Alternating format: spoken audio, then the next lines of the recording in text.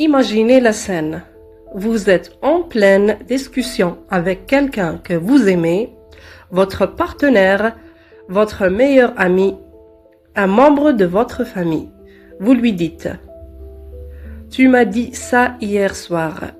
Je m'en souviens très bien. » Et il vous répond avec un calme déconcertant. « Je n'ai jamais dit ça. Tu inventes encore. » Vous réfléchissez, vous cherchez dans vos souvenirs. Est-ce que j'ai vraiment inventé? Puis, une autre fois, tu es bien trop sensible. Tu dramatises tout. Le problème, c'est ta façon de voir les choses, pas moi. Et ça continue, semaine après semaine, mois après mois, jusqu'au jour où vous n'êtes plus sûr de rien, ni de votre mémoire, ni de vos émotions, ni de votre propre jugement. Mais laissez-moi vous dire une chose. Ce n'est pas vous qui devenez fou. C'est vous qu'on rend fou. Et ça s'appelle le gaslighting. C'est l'une des formes de manipulation psychologique les plus sournoises qui existent. Parce qu'elle ne laisse aucune trace visible. Mais elle détruit une personne de l'intérieur. Partie 1. D'où vient ce mot étrange? Avant d'aller plus loin, je veux vous emmener en 1938, à Londres. Une pièce de théâtre fait sensation. Elle s'appelle simplement Gaslight. L'histoire, celle d'un mari manipulateur qui chaque soir baisse discrètement les lampes à gaz de leur maison victorienne. Quand sa femme remarque que la lumière est moins forte, il lui répond avec assurance. Mais non, la lumière est normale, c'est toi qui vois mal. Il recommence encore et encore jusqu'à ce que cette femme, seule, face à ses doutes, finisse par croire qu'elle perd la raison. En 1944, cette pièce devient un film culte avec Ingrid Bergman. Et depuis ce jour, le terme gaslighting est entré dans le vocabulaire de la psychologie. Il désigne toute forme de manipulation qui pousse une personne à remettre en question sa propre réalité. Ce mot a traversé les décennies. Et aujourd'hui, il décrit quelque chose de terriblement actuel. Partie 2. C'est quoi exactement le gaslighting? Le gaslighting, c'est un schéma de manipulation psychologique, souvent progressif, parfois inconscient, où une personne cherche à vous faire douter de votre mémoire. Ça ne s'est jamais passé comme ça. Votre perception. Tu interprètes tout de travers. Vos émotions. Tu exagères. Tu es trop émotif. Votre équilibre mental. Tu as besoin d'aide sérieusement. Ce qui rend ce phénomène particulièrement dangereux, c'est sa lenteur. Ce n'est pas un coup de poing. C'est une érosion. Goutte après goutte, votre confiance en vous se fissure. Et au bout d'un moment, vous accordez plus de crédit à la version de la réalité de l'autre qu'à la vôtre. Et c'est précisément là que réside tout le danger. Partie 3. Les 5 signes que vous vivez du gaslighting. Maintenant, parlons concret. Voici les 5 signes les plus révélateurs. Écoutez attentivement, parce que certains d'entre eux peuvent vous sembler terriblement familiers. Signe numéro 1. Le déni systématique. Je n'ai jamais dit ça. Tu rêves. Ça n'a pas eu lieu. La personne nie des faits réels, des mots qu'elle a bel et bien prononcés, des événements qui ne sont bel et bien produits.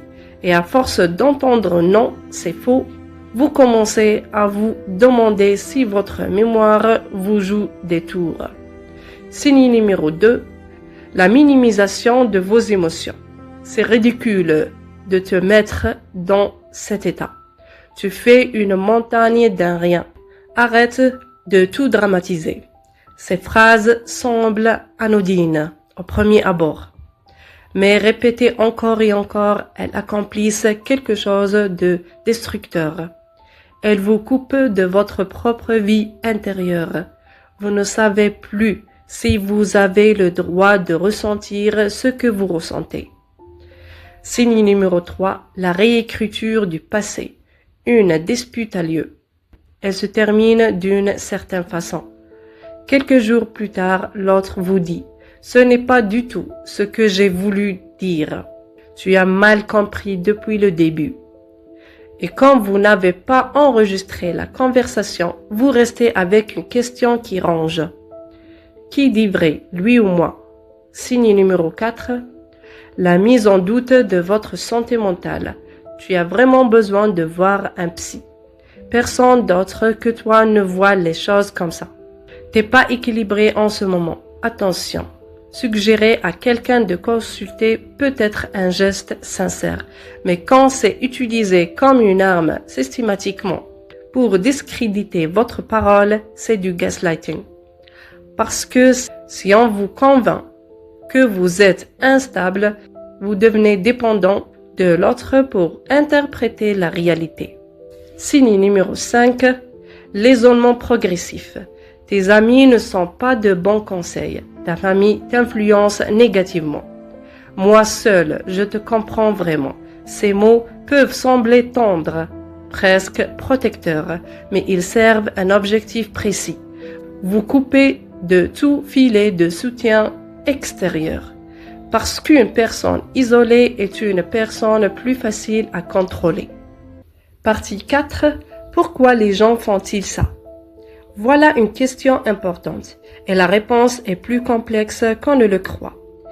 Est-ce que tous ceux qui pratiquent le gaslighting le font consciemment? Pas toujours. Certaines personnes ont grandi dans des environnements où les émotions étaient niées, où exprimer une vulnérabilité était perçu comme une faiblesse. Ce comportement est devenu pour elles une norme relationnelle. Elles produisent ce qu'elles ont vécu, sans s'en rendre compte. Mais d'autres cas sont plus préoccupants. Il existe des personnes qui utilisent le gaslighting de façon délibérée et calculée, comme un outil de domination. C'est particulièrement fréquent chez les profils présentant des traits de personnalité narcissique, ce que la psychologie désigne sous le terme trouble de la personnalité narcissique. Pour ces individus, la logique est simple et froide. Une victime qui doute d'elle-même est une victime plus facile à contrôler. Partie 5. Quelles sont les conséquences sur la victime? Les personnes qui subissent du gaslighting sur une longue période développent souvent une perte profonde de confiance en soi. Elles doutent de chaque décision, de chaque ressenti, de chaque souvenir, un état d'anxiété chronique. Elles passent leur temps à analyser leurs propres paroles, de peur de mal interpréter à nouveau. Une dépression née du sentiment d'être perpétuellement dans l'erreur, d'être incomprise, d'être inadéquate, une confusion identitaire. À force de se voir à travers le regard déformant de l'autre, elles ne savent plus vraiment qui elles sont. Certains psychologues parlent d'une mort lente du soi. La personne ne perd pas sa vie, mais elle perd son sentiment d'exister pleinement. Et ce que je veux que vous reteniez ici, ce n'est pas une faiblesse, c'est une blessure invisible mais réelle. Partie 6. Comment se protéger? Si vous vous reconnaissez dans ce que je décris, voici des pistes concrètes recommandées par les professionnels de santé mentale. Premièrement, documentez les faits, notez les événements importants, les paroles échangées, les dates. Ce n'est pas de la paranoïa, c'est une façon de protéger votre mémoire. Deuxièmement, faites confiance à vos émotions. Si quelque chose vous blesse, cette blessure est réelle. Vous n'avez pas à demander la permission de la ressentir. Troisièmement, parlez à quelqu'un de confiance, un ami, un proche ou un professionnel de santé mentale. Un regard extérieur peut vous aider à voir la situation plus clairement. Quatrièmement, posez des limites claires. Si la personne refuse d'admettre son comportement ou de changer, la distance, voire la rupture du lien, peut devenir une nécessité vitale.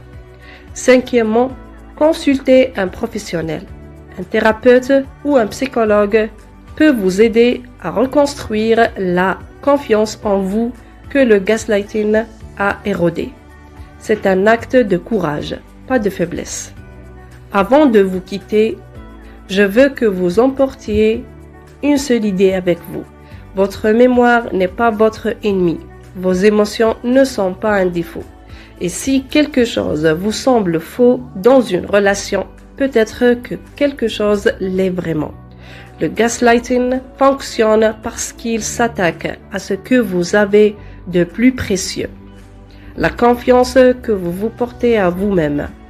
Mais cette confiance ne peut pas être volée indéfiniment. Pas quand on sait la nommer. Pas quand on comprend ce qui se passe. Et aujourd'hui, vous venez de faire ce premier pas. Parce que reconnaître un danger, c'est déjà commencer à s'en protéger. Si cette vidéo vous a parlé, que ce soit pour vous ou pour quelqu'un que vous aimez, partagez-la. Elle pourrait changer quelque chose pour quelqu'un. Abonnez-vous pour du contenu qui éclaire votre vie intérieure. À bientôt!